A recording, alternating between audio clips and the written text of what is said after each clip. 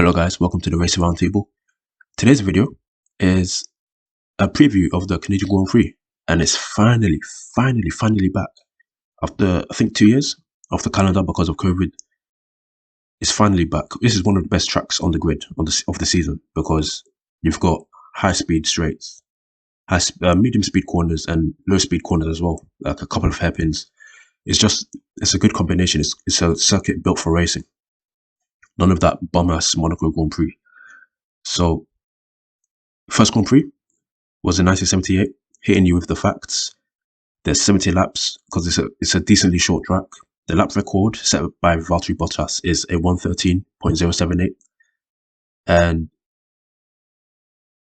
like I said, this is one of the best tracks on the grid, on the calendar, because I think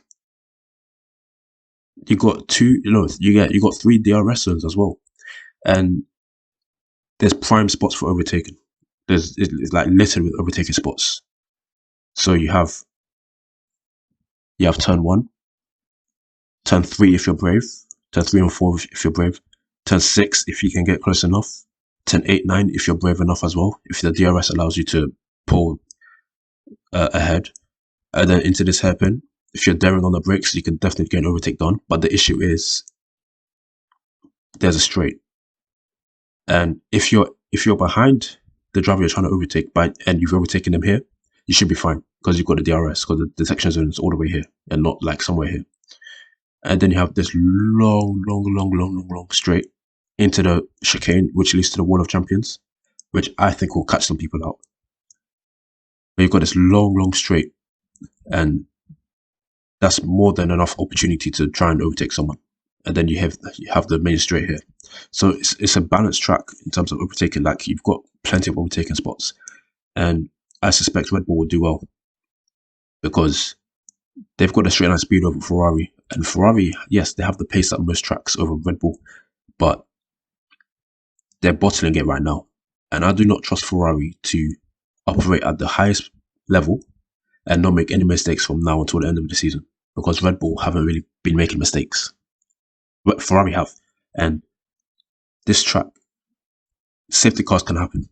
And if you're not on it, you could end up falling foul of a safety car period, and people taking advantage, overtaking you, being on a different tyre cycle to you because you weren't brave enough or you weren't good enough or whatever. So I'm expecting Red Bull to be on top. Ferrari will probably be second. I don't think Mercedes will do anything special here. Maybe like a 5th, 6th. The thing is, the track, I think, is a little bit bumpy. It's not like completely smooth. It's like a hybrid. I think it's a hybrid circuit. Part of it is a street circuit and part of it is actual permanent track. So I'm not expecting Mercedes to do anything special. Although Alpine, I feel like Azerbaijan Grand Prix was a bit of a preview for them, like a test, because that rear wing, that thing was skinny. That thing was like flat. It was so small. So they've got the data they need for like optimizing their straight line speed. Yes, here it has more medium speed corners, like 3, 4, 6, 7.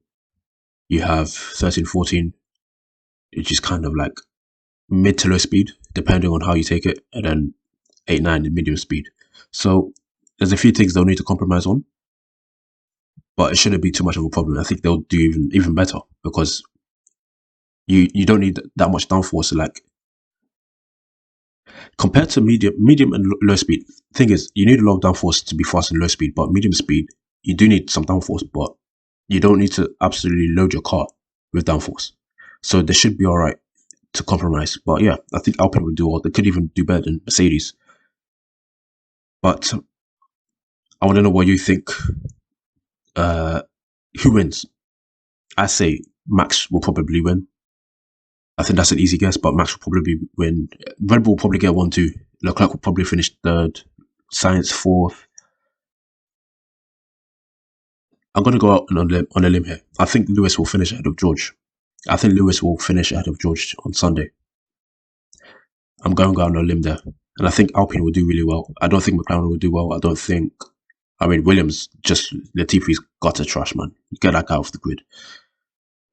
Haas won't do anything special. Aston Martin won't do anything special. So those are my predictions, most of them anyway. So I'm now going to check the weather. So checking the weather, as we can see, as of today, there's a slight chance of a rain shower, but I don't really think rain will happen. So it's just going to be like a, let's say, mild race in terms of temperature. It won't be too hot, it won't be too cold. Just kind of a little threat, a little sprinkling threat of rain. But other than that, I think it'll be a pretty much straightforward race in terms of strategy. Maybe one stop, two stop, depending on the safety car as well. So it won't be anything special. And yeah, so that's basically my preview.